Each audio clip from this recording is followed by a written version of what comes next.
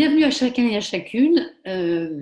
Quand l'idée a germé de proposer du soutien au personnel qui est censé soutenir les parents, on était parti sur une base de peut-être 30 ou 40, jusqu'à 100 personnes maxi. Et puis au moment où l'info s'est passée, ben, le compteur a explosé. On a changé d'abonnement. Et là, j'aimerais vous dire que à cet instant, il y a 259 participants, mais on frôlait les 500 inscriptions.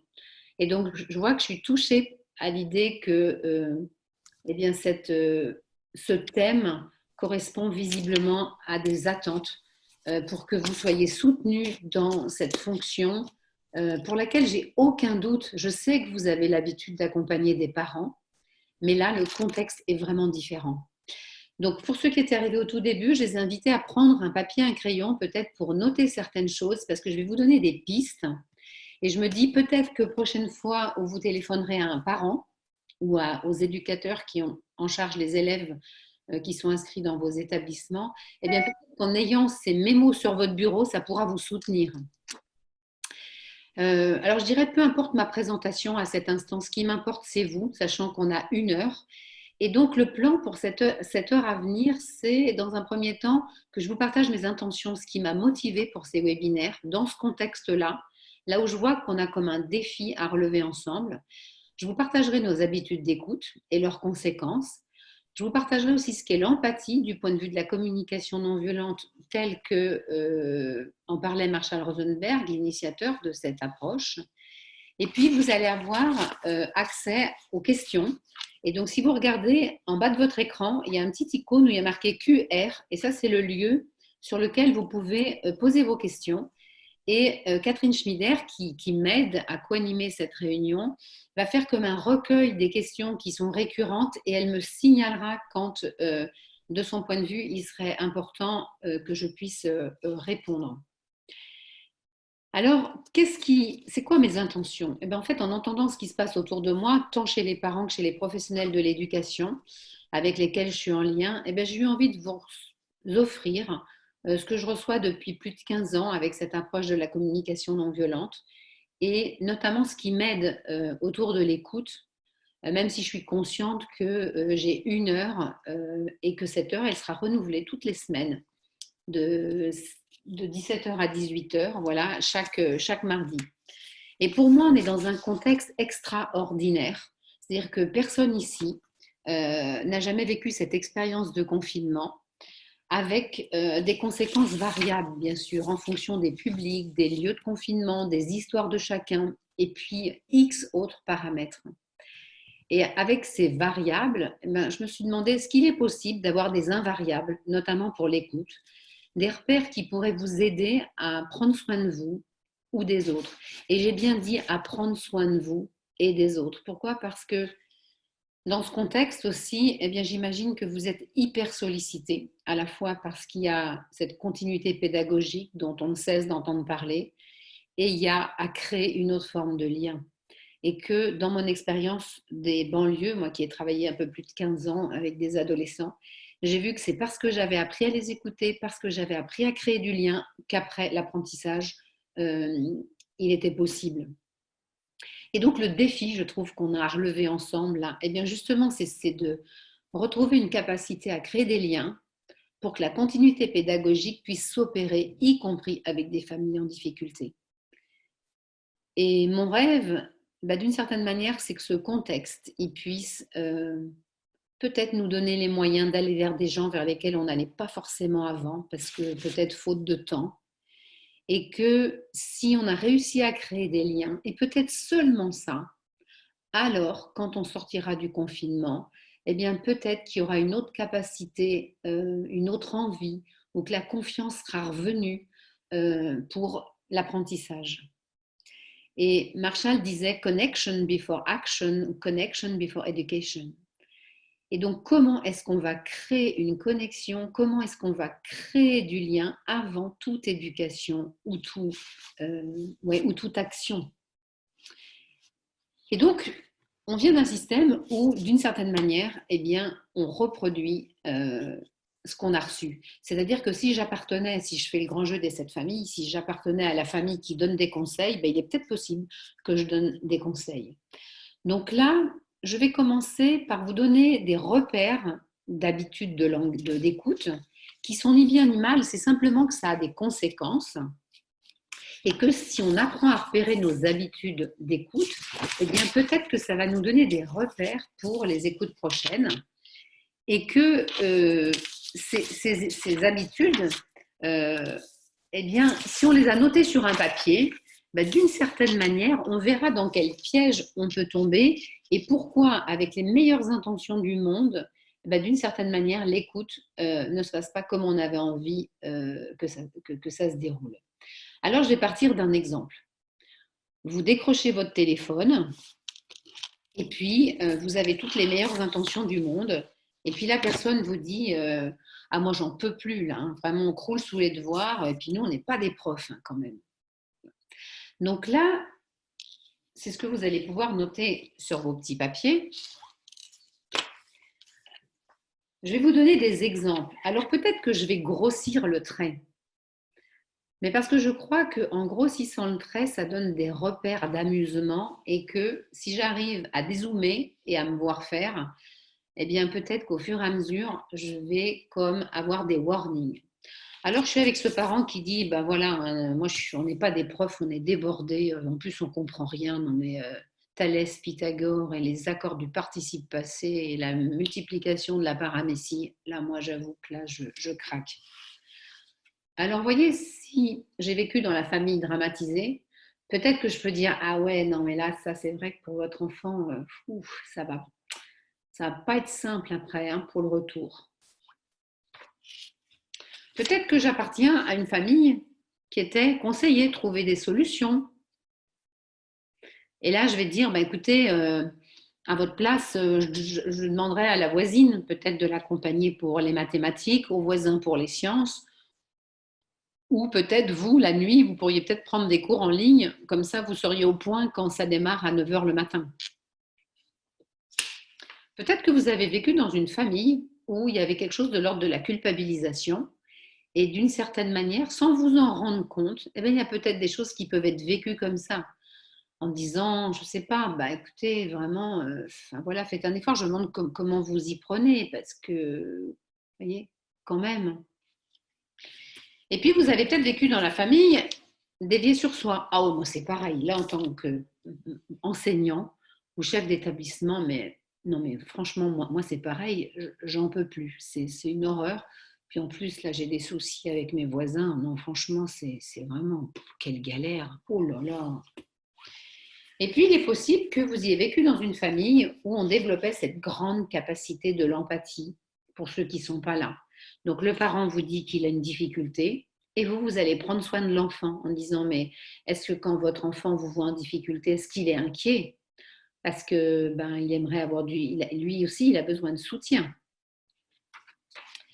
Et puis, vous êtes peut-être né dans une famille où on questionnait, où on interrogeait. Alors, à quelle heure vous mettez à faire les devoirs? Dans quel contexte? Est-ce que vous avez une pièce bien aérée? Etc., etc. Il est possible que vous soyez tombé dans une famille où c'était minimisé. Alors, en disant, bah, écoutez, c'est pas très grave, hein, on verra ce qui se passe. À la rentrée, c'est pas très grave, vous inquiétez pas, il y en aura certainement d'autres dans votre cas. Là, je vois que sur mon téléphone, il y a quelqu'un qui dit on n'entend pas très bien, ça coupe. Alors, une des choses qui peut se passer quand on est nombreux, hein, parce que là, on est un peu plus de 300, c'est que s'il y a trop de questions qui arrivent, ça coupe sur la bande son. Donc peut-être dans un premier temps, stopper les questions à l'écrit et de regarder si ça améliore la bande son. Peut-être que vous êtes tombé dans une famille rassurée, consolée, et vous allez dire oh mais c'est pas grave, vous allez voir, ça va passer. Peut-être que vous êtes tombé dans une famille, clore, changer de sujet, en disant bah écoutez ouais je vois que là c'est effectivement c'est important là ce que vous vivez. Puis en même temps je vois que j'ai toute une autre liste de parents à appeler. Bah écoutez je vous propose qu'on se réécoute la semaine prochaine. Bonne semaine. Alors, ces habitudes, elles sont ni bien ni mal, je vous l'ai dit, c'est simplement qu'elles ne servent peut-être pas l'intention qui est d'être à l'écoute des familles en sachant que quand quelqu'un parle, il ne parle pas pour parler, Sinon, vous pourriez dire, bah, allez-y, parlez, je pose mon téléphone et puis quand vous aurez fini, vous me ferez un signe. Quand quelqu'un parle, il a simplement envie d'être rejoint là où c'est important pour lui. Et de voir que quand on est en lien avec une famille, l'idée c'est de servir la personne avec laquelle nous sommes. Et je vais vous lire un petit texte d'Yvan Amar que j'aime beaucoup, qui moi me sert de repère quand je suis dans une écoute, qui est servir, c'est reconnaître que l'autre est en train de grandir là où il est. C'est le servir là où il se trouve. Et c'est nous obliger, nous, à une écoute de ce dont il a besoin là où il est maintenant, sans jamais lui imposer ce que nous avons reconnu pour nous-mêmes. Ce qui est une preuve de générosité, de tolérance, c'est de ne pas imposer à l'autre ce qui n'est pas encore sa reconnaissance à lui. Et donc, comment, au fur et à mesure de mon écoute, eh bien, je vais pouvoir accompagner cette personne vers ce que nous, on nomme l'empathie, selon le processus de la communication non violente de Marshall Rosenberg. Alors, l'empathie par rapport aux autres formes d'écoute dont je viens de vous parler, en sachant que les autres formes d'écoute, c'est ni bien ni mal, je le répète. C'est juste, ce sont des habitudes qui servent peut-être pas nos intentions, et on va voir que l'intention dans l'empathie avec la communication non violente, eh bien, c'est simplement de soutenir la personne pour qu'elle accède à ses propres ressources. Et peut-être qu'au bout de l'écoute, la personne vous demandera un conseil. Et là, elle aura les moyens de l'entendre. Et donc, la véritable empathie, c'est comme juste un état d'esprit, comme un immense je ne sais pas. Je vais écouter, accueillir, peut-être refléter et finalement faire confiance qu'il n'y a rien à faire ni de solution à trouver et que juste le fait d'être là, complètement présent à l'autre personne, peut suffire. Alors j'ai envie de vous raconter une anecdote. J'ai initié un chef d'établissement un jour dans le cadre d'une formation dans l'académie de Créteil. Et puis ce chef d'établissement, eh bien, pendant la formation, eh bien, on avait exploré ces différents panneaux. Et puis le lendemain de la formation, il y a une jeune fille qui se présente et puis qui dit, eh ben voilà, elle arrive. Je vois Christophe en régie qui dit, peut-être demander à ce que les gens qui ont la main levée puissent poser des questions. Donc voilà, que ceux qui ont la main levée posent des questions et Catherine, comme ça, va faire le recueil de vos questions. Et donc, ce chef d'établissement, il a la grille et il y a une jeune fille qui arrive avec un énorme sac à dos d'ennui. Et puis, il lui dit, mais voilà, dis-moi ce qui s'est passé. Et il dit, le premier réflexe, j'allais faire ce que je faisais d'habitude. Et là, j'ai vu défiler les panneaux dans ma tête de ce que je me serais vu lui dire par habitude. Et il dit, le temps que je vois défiler les panneaux, quels qu'ils soient, eh bien, je me suis rendu compte que ça m'a pris à peu près 5 minutes. Et puis à un moment, la jeune fille a dit, oh merci monsieur, c'est la première fois que quelqu'un m'aide comme ça. Donc juste pour vous dire que quelquefois, l'empathie, c'est offrir cette présence inconditionnelle d'écoute et où, pour une fois, l'autre, eh bien, il va peut-être simplement dérouler ce qu'il avait à dérouler pour accéder à un lieu suffisamment tranquille pour qu'il puisse trouver lui-même ses ressources. L'empathie en communication non violente, c'est l'art de soutenir les personnes pour accéder à leur propre autonomie. Alors maintenant que je viens de vous partager les habitudes d'écoute, que de vous dire que cette empathie, c'est certainement apprendre à désapprendre dans un premier temps nos habitudes, à souvenir que c'est un grand je ne sais pas, à se mettre dans cette attention de prêter notre attention dans un lieu particulier, et on va voir lequel, et de se souvenir que l'autre a des ressources. Qu'il y a plein de moments dans la vie où cette personne, eh bien, elle n'a pas eu besoin de nous. Que nous, en tant que tel, là, on va juste être un soutien, comme quelque chose qui va pouvoir accueillir la réalité de cette personne à un moment donné. Et alors, où est-ce qu'on va mettre notre attention si jamais je l'ouvre? Eh bien, ça va être dans ce lieu qui, dans un premier temps, sont ce qu'on appelle les émotions, les sensations, les perceptions corporelles.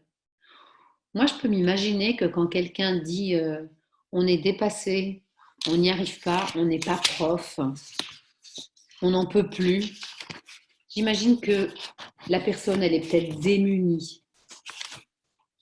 Et je vais regarder, est-ce que là, juste là, vous êtes totalement démuni? Et peut-être que la personne va ajouter quelque chose en disant oui, ça fait 15 jours que ça dure en plus. Ah, ok. Et en plus, là, il y a de la colère qui commence à arriver. Est-ce que c'est ça? Oui.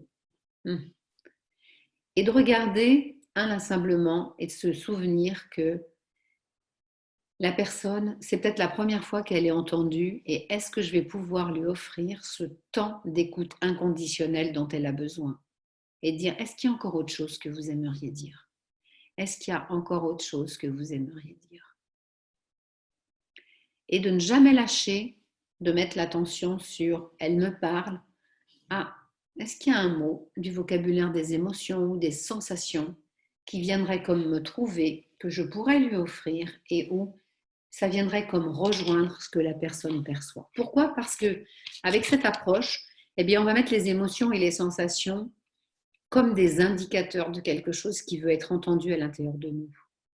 Et que les émotions, quelle que soit la forme qu'elles prennent, agréable ou moins agréable, ça parle simplement de quelque chose qu'on pourrait nommer une force de vie, qu'on pourrait nommer comme une force motrice, comme ce qui nous est indispensable, ce qu'on peut nommer quelquefois dans notre jargon un besoin qui voudrait être entendu. Et que la colère, elle peut être à la mesure de là où la personne aimerait être entendue, dans le fait que c'est quasi impossible. Comment des parents qui aujourd'hui sont dépassés par le télétravail, sont avec zéro moyen vu le niveau d'études qui est leur pour accompagner les leurs, pour être autrement que dans la colère. Et comment je vais me souvenir, moi en tant qu'écoutant, que la personne, quelle que soit l'émotion dans laquelle elle est, eh bien ça n'a rien à voir avec moi, c'est simplement parce qu'elle veut être entendue là où c'est nécessaire pour elle. Et donc, après je vais répondre à vos questions, mais de regarder comment, si je mets mon attention sur les émotions et les besoins, comment je vais augmenter mes chances pour que cette personne, elle soit rejointe. Pourquoi? Parce qu'un des présupposés de la communication non violente, eh bien, c'est de partir du principe que tous les êtres humains ont les mêmes besoins, du premier jour de l'existence au dernier, et que c'est le lieu, c'est comme la nappe phréatique dans laquelle on peut se rejoindre. Et que si je rejoins ce parent qui est tellement démuni, alors peut-être il y a déjà quelque chose qui va s'apaiser en lui et de regarder comment dans ce lieu on va pouvoir tenter de co-créer une solution et de se souvenir que c'est pas moi en tant que chef d'établissement, moi en tant qu'enseignant, CPE, éducateur spécialisé qui est à trouver ou à avoir toutes les solutions, mais comment dans ce lieu d'écoute et d'attention partagée, peut-être il y a des choses qui vont émerger. Donc là, je suis conscient de mes habitudes d'écoute. Je suis conscient que si jamais je l'ouvre, peut-être je peux mettre l'attention sur les émotions, sur les besoins. Et on verra en fonction des webinaires comment je vais vous accompagner sur repérer ce que sont les besoins. Je me retrouve potentiellement à appeler une famille. Alors, déjà, je me pose et je me dis, est-ce que là, vraiment, j'ai les moyens finalement de tout de suite décrocher mon téléphone? Est-ce que je suis prêt à entendre ce qui va ou ce qui ne va pas? Pourquoi? Parce que si je deviens conscient de cet état, peut-être que je vais me rendre compte qu'il y a d'abord une première étape à ce que moi, je sois écoutée. Et j'aimerais vous dire que la deuxième action qu'on a mise en place là avec l'association Déclic CNV Éducation, c'est une plateforme d'écoute où il y a pour l'instant une quarantaine de personnes formées, bien sûr, à la CNV, et bien, qui proposent des temps d'écoute pour vous, les acteurs de terrain qui êtes en première ligne. Et de regarder, est-ce que j'ai les moyens, là, d'aller vers la relation avec cette famille?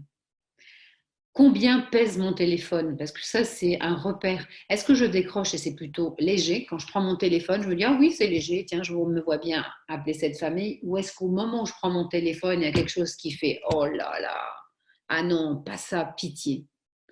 Donc là, ce serait peut-être simplement le témoin de dire, ok, alors moi aussi, il y a quelque chose en tout cas qui veut être entendu chez moi, parce que peut-être que moi aussi, je suis fatiguée. et que ce confinement-là qui dure, eh bien, me pèse aussi à différents niveaux, peut-être un niveau personnel, peut-être un niveau professionnel, et peut-être les deux en même temps. Et puis, ce que vous pouvez noter sur votre papier aussi, un des papiers, en dehors des habitudes d'écoute dont je vous ai parlé, peut-être vous pouvez vous noter un petit post-it avec c'est quoi mon intention au moment où j'appelle cette famille. Est-ce que mon intention, c'est vraiment de prendre soin, d'écouter quelle est la réalité, que les choses aillent ou qu'elles aillent un peu moins? Ou est-ce qu'il y a quelque chose en moi qui voudrait déjà fourguer quelque chose parce que je crois plus important de donner une information plutôt que de d'abord créer du lien. Et de me souvenir que si je crée d'abord du lien, peut-être que l'information avec laquelle j'arrive, eh bien, il y a plus de chances qu'elle soit entendue. Et donc, c'est quoi mon intention? Et puis après, je vais pouvoir me souvenir de ce que je vous ai partagé là du texte d'Amar, c'est quoi servir? Est-ce que j'ai l'intention d'aller au rythme de la personne ou est-ce que je suis conscient que la preuve de la générosité ou de la tolérance, eh bien, c'est de ne pas imposer à l'autre ce qui n'est pas encore sa reconnaissance à lui. Me souvenir que l'autre a les moyens. Donc, est-ce que sur un post-it, je peux mettre, mais cette personne a des moyens? Peut-être que pour un temps, elle n'a pas accès à ces moyens, mais que, en tout cas, elle a des moyens. Et puis, de me souvenir que l'empathie, telle que nous, on l'envisage, eh bien, c'est de mettre l'attention sur les sentiments et les besoins. Donc voilà ce que j'avais envie de vous dire. Je vois qu'il est 26. J'aime bien cette idée de pouvoir entrer en lien avec vous.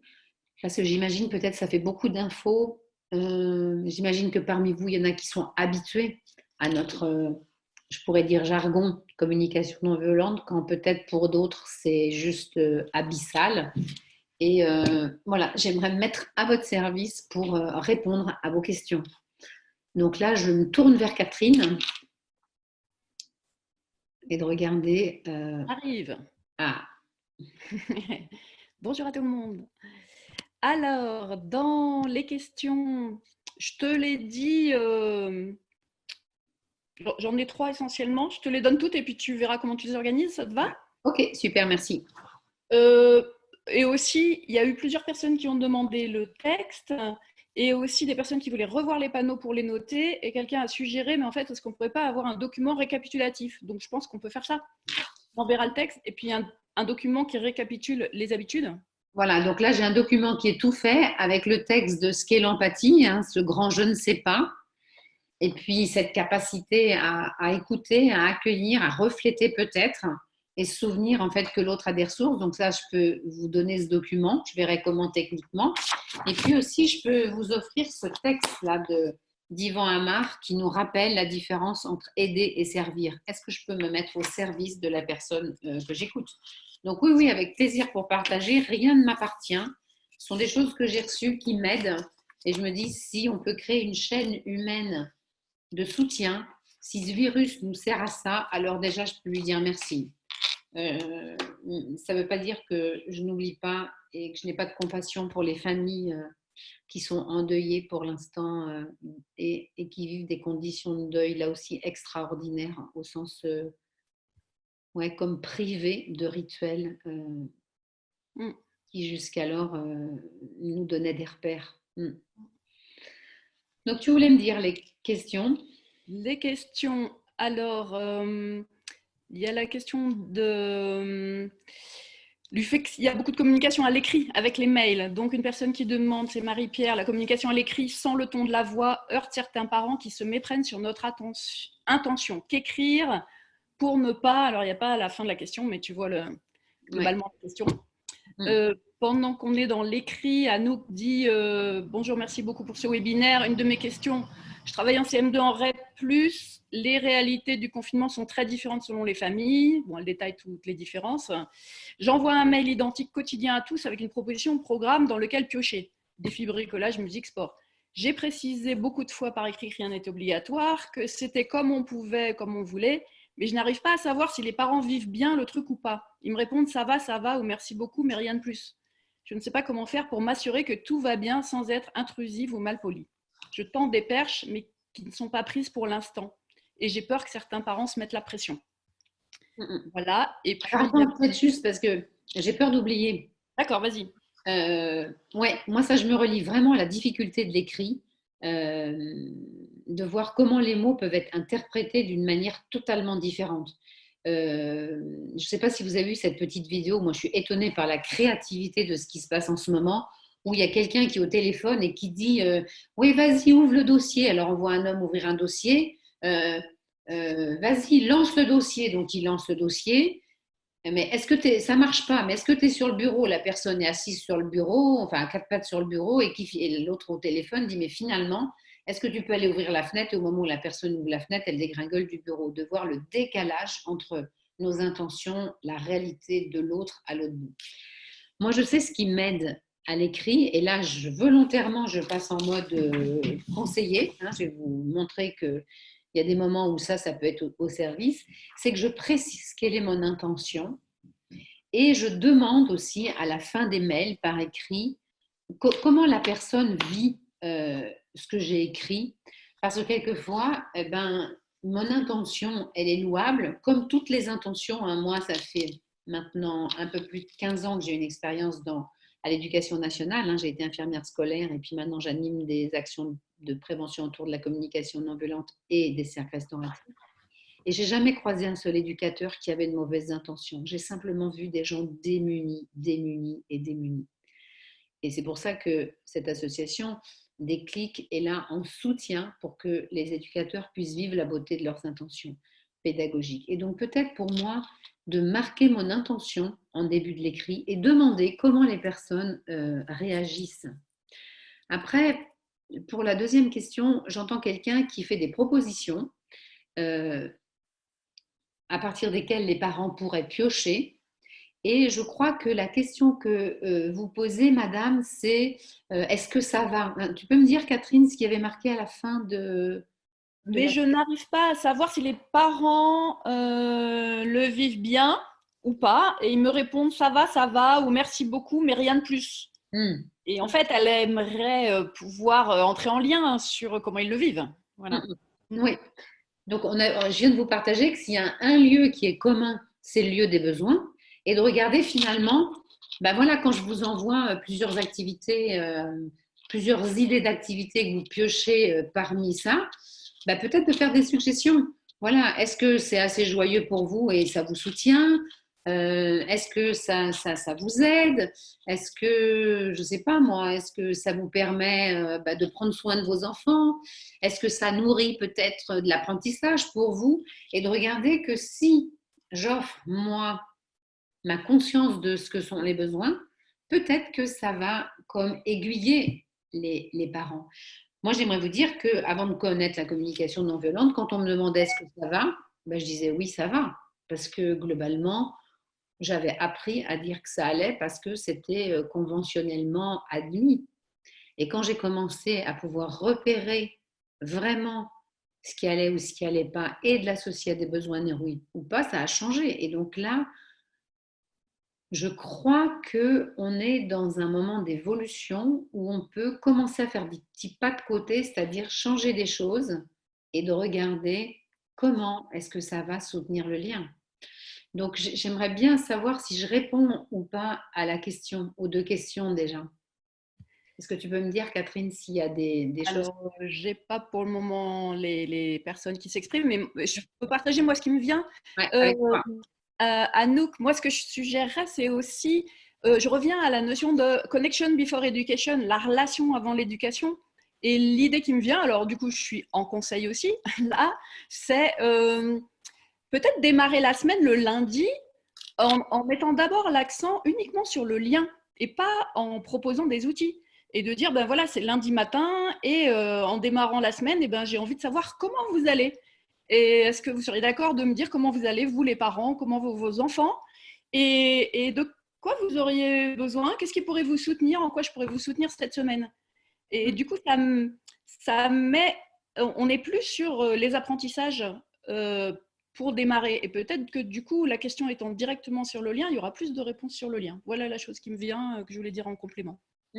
Merci, parce que moi, ça me donne envie de rebondir sur le fait aussi que dans ce qu'on pourrait vous envoyer, peut-être, ce sont comme les émoticônes qui servent à créer le lien avec les parents, avec les enfants, pour justement se soutenir dans l'apprentissage de ce vocabulaire du comment ça va, et aussi comme les dessins qui relatent certains besoins fondamentaux des êtres humains, et que peut-être que ça pourrait justement soutenir cette relation de qualité à laquelle vous tendez, sans pour autant, je crois, interpréter que vous ayez trop les moyens, et en tout cas que les parents aient peut-être moins les moyens que là où vous espérez qu'ils les aient. Donc voilà, c'est ce qui me vient aussi.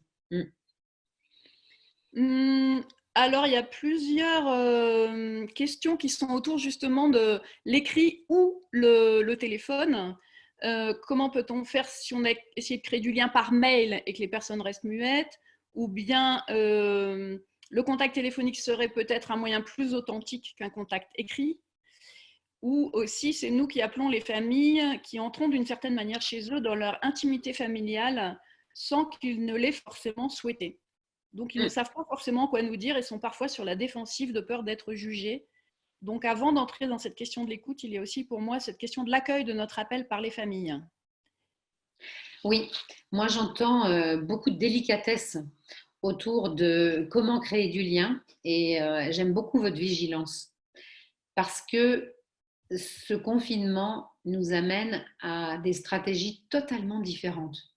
C'est-à-dire que souvent, ce sont les parents qui viennent à l'école, et là, il y a comme un mouvement de l'école qui tend à aller vers les parents.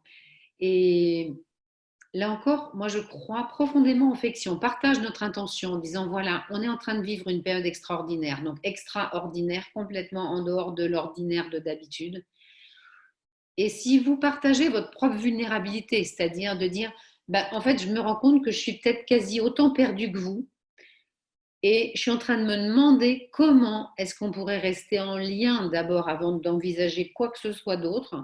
Et je me demandais si le téléphone, ce serait une manière plus facile ou pas pour vous.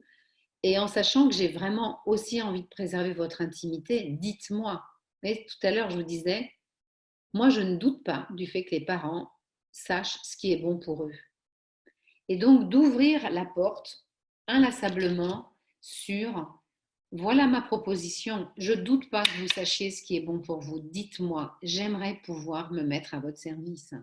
Et que la notion du service, elle revient dans toute sa noblesse là. Donc, en fait, c'est vrai que je suis embêtée parce que moi, j'aime bien échanger. Et là, je vois qu'il y a un mot qui fait, qui fait et dire voilà, comment c'est pour vous à cet instant. Alors Anouk a répondu, hein, elle a dit merci beaucoup, j'ai envoyé des messages en ce sens à 3 reprises, mais peut-être pas suffisamment clair et je n'ai pas eu de retour. Après, il y a la barrière de l'écrit qui est sûrement énorme, et par téléphone c'est compliqué parce qu'il y a la barrière de la langue aussi. Alors attends, sur le pas de retour par Anouk, moi je vois que là en mode conseil, hein, hop, je vois que quelquefois à la fin d'un mail par exemple, ben, je peux dire voilà, vous pouvez me répondre ou pas. C'est-à-dire qu'on va voir qu'avec ce processus de communication non violente, quand je fais une demande, eh ben, je sais que la personne peut me dire non parce que en me disant non, elle répond certainement à un truc plus important pour elle. Et que s'il y a cette ouverture déjà dans mon mail, eh ben, quelquefois, ça augmente les chances que la personne elle ait envie de répondre parce que justement, elle n'a pas vécu ma demande comme une exigence, mais elle l'a vécu plutôt comme une invitation. Donc, ce processus, il y a un chef d'établissement, un inspecteur qui disait qu'il était très simple et redoutablement exigeant. Si vous voulez lire les témoignages, et en allant sur le site, vous verrez, il y a un espace témoignage et vous verrez le témoignage de cet inspecteur qui parlait justement de l'exigence de ce processus parce qu'il y a plein de subtilités. Et donc, peut-être à la fin des mails, de dire voilà, c'est des propositions et vraiment faites ce que vous pouvez avec ma réalité. Et puis après, il y a la question des langues. Oui. Alors moi, je suis souvent en lien avec des personnes qui travaillent en éducation prioritaire, notamment à Créteil.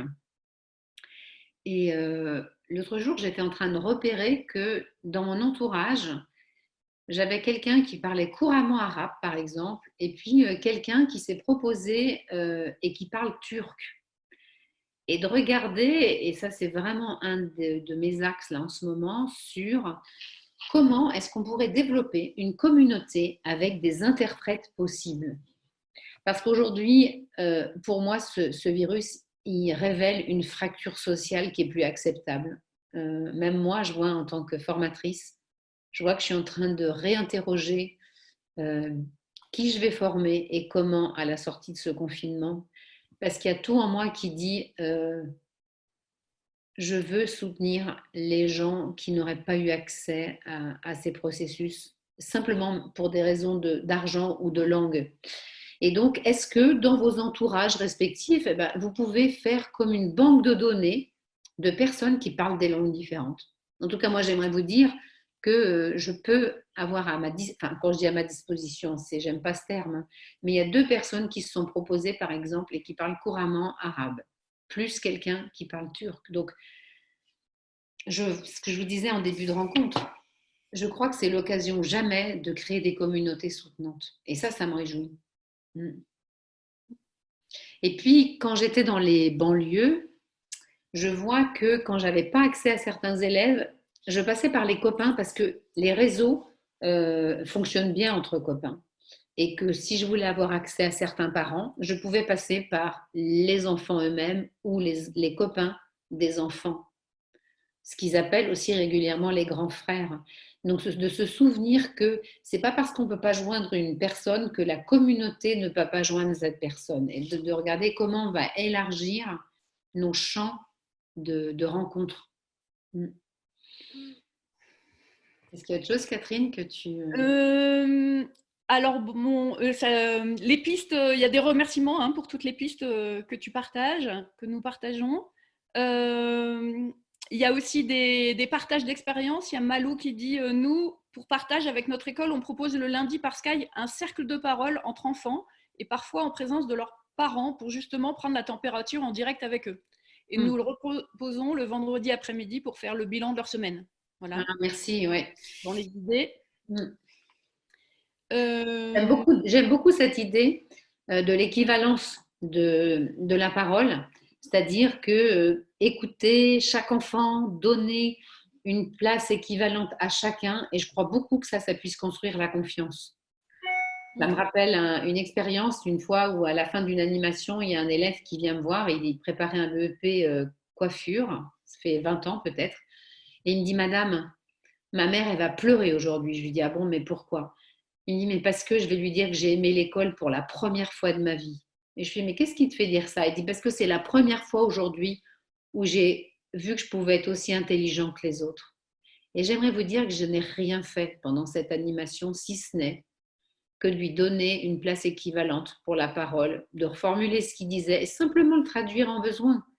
Et c'est comme s'il avait vu que ses apports étaient aussi importants que les autres. Et je crois que si vous réussissez à maintenir ça dans vos communautés, alors je crois que la sortie du confinement sera peut-être plus facile dans les classes. Donc merci 1000 fois pour ce partage. Après, il y a aussi des demandes de comment mettre une limite. Alors déjà, il y avait la demande de Koufren sur la conscience de l'importance d'être dans le silence pour vraiment accueillir et comment faire dans des écoutes de 15-30 minutes, vu que c'est ça qu'on va proposer. Voilà, surtout lors du premier coup de téléphone. Donc ça, c'était plus comment offrir une qualité d'écoute en peu de temps. Et après, il y a des demandes de comment poser des limites, des personnes qui disent « moi, je suis débordée par les demandes des parents, j'en peux plus ». Et puis quelqu'un qui dit voilà, j'ai 350 élèves, j'aimerais être en lien avec tout le monde, mais je n'ose pas trop ouvrir ce lien parce que j'ai peur de me trouver ensuite dépassée, submergée par les demandes. Comment trouver l'équilibre entre les deux?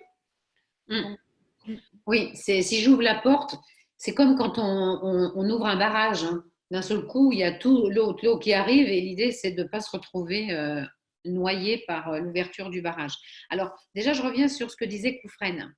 J'aime beaucoup, merci Koufren. Je fais un petit coucou au passage, si c'est la Koufren à laquelle je pense. oui, oui. Oui, parce que pour vous dire, petit privé joke, avec l'association CNV Déclic Éducation, on accompagne des personnels de l'éducation nationale qui ont une expérience de 15 à 20 jours de formation en CNV à devenir elles-mêmes des soutiens dans l'institution.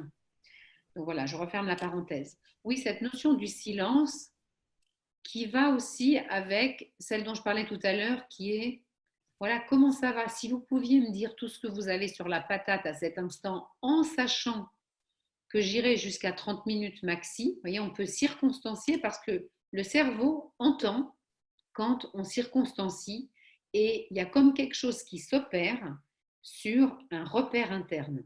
Donc ça, c'est mon expérience d'accompagnante quand je faisais de l'accompagnement individuel. Mais de regarder, si je vous accorde un quart d'heure, là, qu'est-ce que vous aimeriez me dire? Vous voyez, laissez cet espace d'ouverture. Est-ce qu'il y a encore autre chose? Je laisse l'ouverture. Est-ce qu'il y a encore autre chose? En sachant que peut-être dans un des webinaires, je pourrais vous partager les façons d'accueillir les messages qui sont difficiles à entendre pour comme vous entraîner à ne pas prendre les messages contre vous. C'est-à-dire que quand un parent est furieux et parce qu'il dit mais moi j'en peux plus, mon gamin, j'ai dû le mettre dans votre établissement parce que c'était la carte scolaire, mais je regrette parce que vous êtes le chef d'établissement le plus minable que j'ai jamais vu de mon existence, de se souvenir que la personne, elle parle d'un truc important pour elle et que ça n'a juste rien à voir avec vous. Donc cette notion du silence, regardez, est-ce que je peux être ce contenant? Est-ce qu'il y a encore autre chose à dire? Est-ce qu'il y a encore autre chose à dire? Ok. Et que si après je parle depuis cet espace où je mets mon attention sur la chose la plus importante qui s'appelle les besoins. Est-ce que ce qui est important pour vous, là, c'est ça? Est-ce que ce que vous aimez vivre, c'est? Est-ce que votre besoin, c'est? Donc, merci Koufren pour cette précision. Et puis la suite, c'était autour de si j'ouvre cet espace, comment je fais? Alors, là encore, moi je suis en train de recenser des expériences qui se font dans toutes les académies, hein, où je vois que dans certaines académies, il y a des inspecteurs qui sont en charge de quelques établissements, les chefs d'établissement qui sont en charge des professeurs et chaque professeur avec un nombre de familles qui semble à peu près vivable pour les liens et de regarder comment est-ce que cette répartition de la charge peut s'opérer.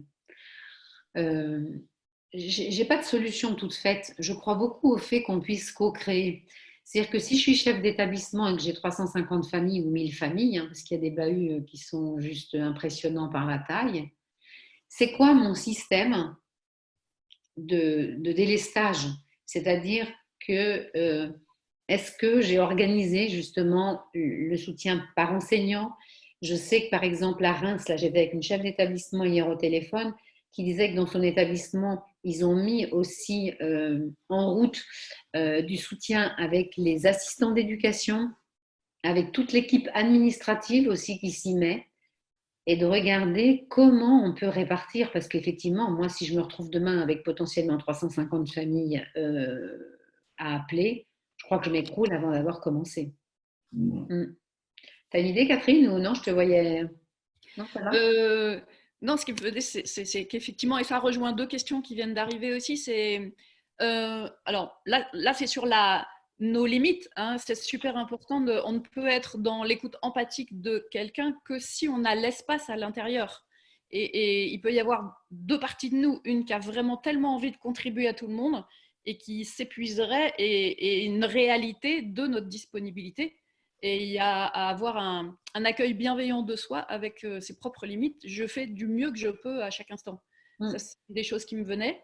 Et l'autre, donc les questions qui arrivent là, c'est... Attends, une seconde, parce que ça me donne envie aussi de rebondir sur le fait aussi que c'est important, je crois, dans vos fonctions d'enseignant ou de chef d'établissement, de montrer que vous aussi, vous avez des limites. C'est tellement rassurant pour un parent d'avoir en face lui un chef d'établissement ou un enseignant qui atteint ses propres limites. C'est comme si ça déculpabilise. Oui, moi, quand j'entends quelqu'un qui dit « mais moi, j'atteins ma limite », je me dis « ah, enfin un copain ou une copine, parce que sinon je pourrais croire que je suis la seule abrutie à être dans mes limites. Or, je ne crois pas à ça. Et un chef d'établissement qui dit, ben voilà, en fait, je vois que j'atteins ma limite, ben voilà, je vais aller me reposer 1 heure, peut-être, je ne sais pas moi, me cacher dans la chambre pendant 1 heure, et après, quand j'aurai les moyens, je reviendrai vers vous. Eh ben, ça invite les parents à pouvoir reconnaître qu'ils ont leurs limites. J'aime beaucoup cette notion de la compétence que j'ai apprise assez tôt quand j'étais en réanimation avec un chef de service qui disait être compétent, c'est pas savoir tout faire, c'est reconnaître ses limites. Et ça m'a beaucoup, beaucoup aidé et je crois que ça continue de me soutenir. Donc oui, au fait d'offrir aux parents votre propre vulnérabilité, de dire mais oui, mais vous aussi, vous êtes submergés parce que il y a certainement des circulaires qui vous tombent dessus du ministère et où même vous, vous êtes tellement dépassé. Et de regarder, voilà, là tout de suite, je suis dépassée. C'est le signe que je vais aller prendre soin un peu de moi et je reviens vers vous quand j'ai les moyens. Et je vous invite à faire la même chose avec vos enfants. Donc merci Catherine, ça m'a donné envie de rebondir. Et envie de redire que c'est aussi pour ça que nous lançons un espace d'écoute pour les parents et pour tous les accompagnants, hein, les enseignants, les chefs d'établissement. Ils démarrent à partir de demain. Vous trouverez sur notre site www.déclic-cnveducation.org un lien pour aller sur un formulaire où vous pouvez demander à bénéficier d'une écoute de 15 à 30 minutes parce qu'on est très consciente et on le sait par notre propre expérience que on a besoin nous-mêmes d'avoir du soutien pour retrouver de la disponibilité, pour offrir du soutien aux autres. Et là, il y a 2 questions qui sont autour de « et si au moment où je décroche, je suis disponible ?» et après, pendant l'écoute, avec ce que la personne me dit, à un moment, je vois que j'y arrive plus. Qu'est-ce que je fais? Mais oui, ça j'aime beaucoup. Tous les moments où moi je me dis, ah ouais, non, mais là je suis en forme, hein, je peux vraiment appeler cette personne-là. Et puis que la personne parle d'un sujet qui finalement vient me chercher dans un lieu tellement inattendu et peut-être que ça entre en résonance ou peut-être à un moment, voilà, je suis comme dépassée.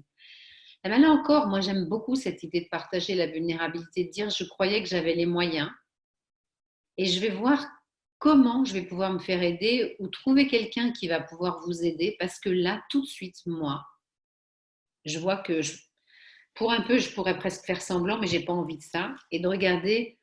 Ouais, comment je vais pouvoir trouver du soutien pour vous aider comme j'aimerais pouvoir vous aider.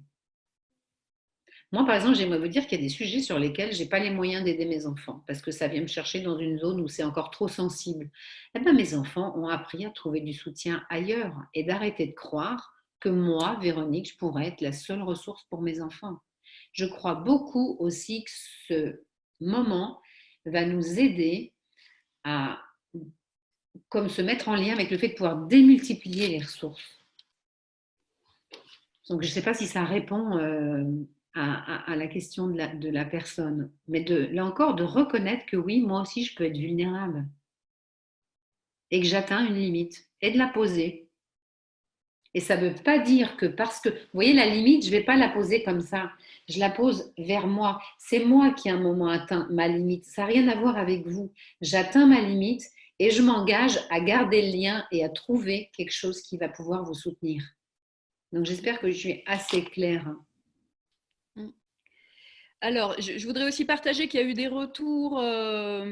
Une personne qui se propose, qui peut traduire en hongrois et en slovaque. Je me dis, on va faire toute une liste de ressources et qu'on pourra mettre dans notre espace aussi de ressources d'écoute. On verra comment on peut faire, si on peut les mettre à disposition. Aussi, Valérie qui dit, je suis enseignante en RASED et contrairement à ce que je craignais, je trouve que les familles fragiles et en difficulté trouvent des ressources pour bien vivre ce confinement. Donc, je trouve important aussi de lire les messages d'espoir, de comment à des endroits ça peut bien se passer.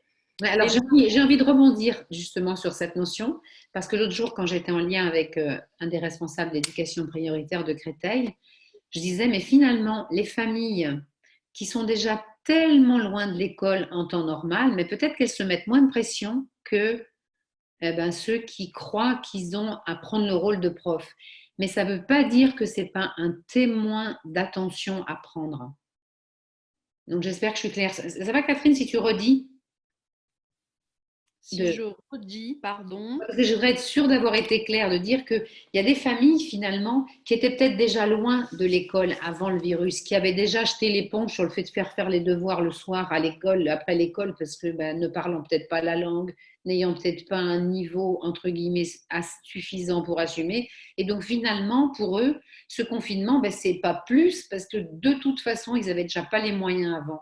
Et donc vraiment de ne pas perdre de vue ces gens-là et de regarder un signal. Ça, c'est l'alarme pour dire qu'il reste que 5 minutes. Ah, merci. Alors, juste, je voudrais répondre à Annie qui dit comment faire avec une famille où le lien existe, mais il est délétère, envahissant, culpabilisant du genre « Oh, c'est pas possible, j'ai encore un mail de cette personne, ça y est, elle pointe encore une erreur ». Donc là, je réponds direct en termes de… C'est important, si on ne peut pas donner de l'empathie à quelqu'un, si on a du mal à être dans le lien avec quelqu'un, c'est qu'on a d'abord besoin d'empathie pour nous. Donc, je vous invite vraiment à utiliser notre offre d'écoute pour pouvoir, vous, être écouté sur comment c'est pas facile le lien avec cette personne. Et de notre expérience, quand on a été soi-même écouté, vraiment, on a pu lâcher tout ce qui nous pèse, hop, ça libère un espace pour retrouver le lien. Il y a plusieurs personnes qui… alors, il y a Mathilde qui dit « N'oubliez pas les psychologues de l'éducation nationale ». Voilà, donc utiliser toutes les ressources qui existent. Plusieurs personnes ont réagi quand tu as parlé du rôle des personnes qu'on forme pour accompagner les autres et qui demandent comment on peut faire. Alors, je ne sais pas si on répond rapidement là-dessus. Qui veulent savoir comment on peut être formé comme ça. Donc, on peut dire rapidement quand même que c'est des personnes qui ont au moins 20 journées de formation en CNV et après vous nous contactez si vous êtes dans ce cas-là et après on accompagne pour être une personne ressource. Voilà. En sachant que pour trouver des stages de formation, les stages sont sur le site des formateurs certifiés. Donc là, il y a beaucoup de remerciements, des pistes qui ont été données et il y a encore des questions que je ne peux pas tout prendre. Je ne sais pas comment faire. On va dire qu'on va les prendre et puis que ça servira aussi de base pour la semaine prochaine. Oui, et moi, ce que j'aimerais, c'est vous inviter justement à partager là par écrit sur est-ce qu'il y a des choses que vous aimeriez que j'aborde en particulier pour les webinaires qui arrivent, parce que, je sais pas, c'est comme si je me dis qu'on va se rencontrer encore un certain nombre de fois. Et que je veux vraiment garder cette motivation que j'ai à créer du lien dans une communauté pour laquelle j'ai beaucoup de gratitude, parce que quand je commence mes confs, la plupart du temps, je dis j'ai une compassion infinie pour les enseignants et les chefs d'établissement qui m'ont supportée, et en même temps, sans eux, je ne serais pas devenue celle que je suis devenue. Donc c'est comme si aujourd'hui, ça me permet de redonner là où j'ai reçu tellement de patience pour m'accompagner et pour que je devienne une partie de celle que je suis devenue aujourd'hui. Donc, c'est ma façon de donner. Donc, merci infiniment pour ce que vous faites, chacun dans les endroits où vous êtes. Vraiment, merci profondément. Alors, il y a plein de remerciements qui arrivent et je voudrais citer celui de Fabienne qui dit merci et c'est pas facile tout ça pour moi qui débute. Et donc, effectivement, c'est beaucoup de notions. Je ne sais pas si tu veux reprendre là-dessus. Oui, je suis consciente que j'ai introduit beaucoup de notions. Si je fais un petit résumé, il y avait de regarder c'est quoi mon intention au moment où j'écoute quelqu'un.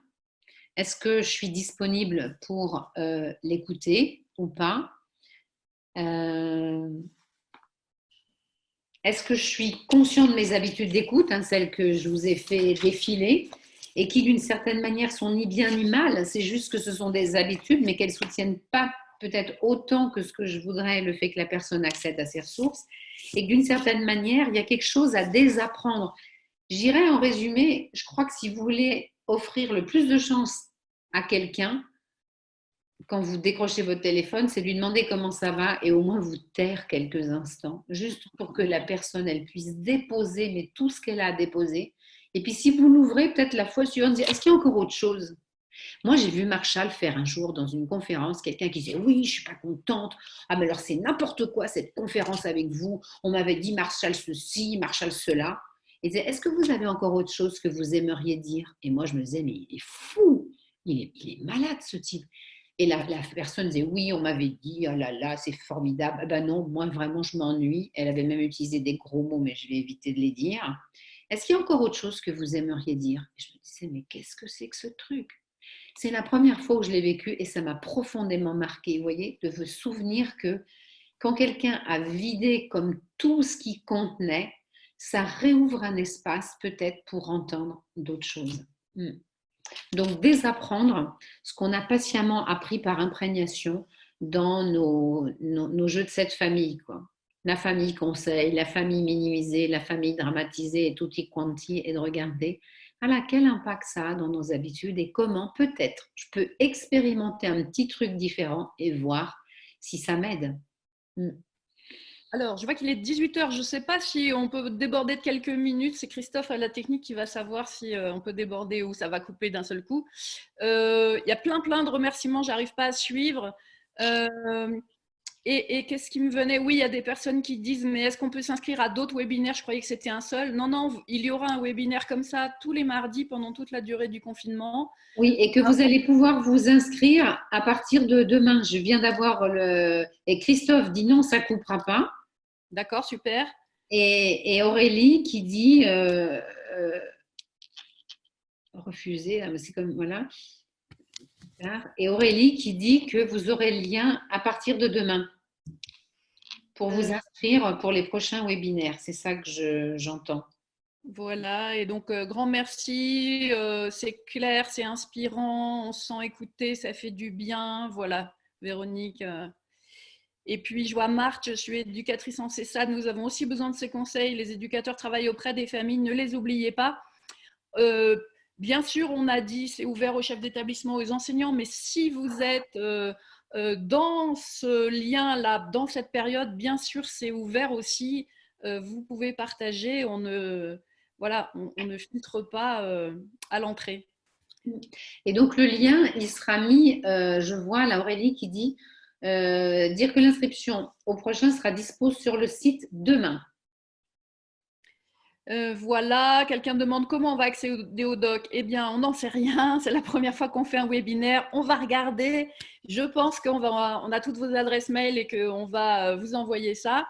On va trouver une solution. Et puis Oui, donc, oui. Je suis confiante. Je vous disais en début de rencontre, c'est la première fois. Donc voilà, on se lance avec notre bonne volonté et que je suis absolument certaine qu'on va pouvoir diffuser les documents dont je vous ai parlé. Tout à fait confiante là-dessus. voilà. Et donc, on va noter toutes les questions auxquelles on n'a pas répondu pour pouvoir les prendre en compte pour la prochaine fois. Voilà. Ok, mais écoutez, merci. Bon entraînement à vous taire. Vraiment, vous allez voir, c'est beaucoup plus cool que ce que vous imaginez. Vraiment. Donc, je demande comment ça va, je me tais et puis éventuellement, je vais essayer encore autre chose que vous aimeriez dire.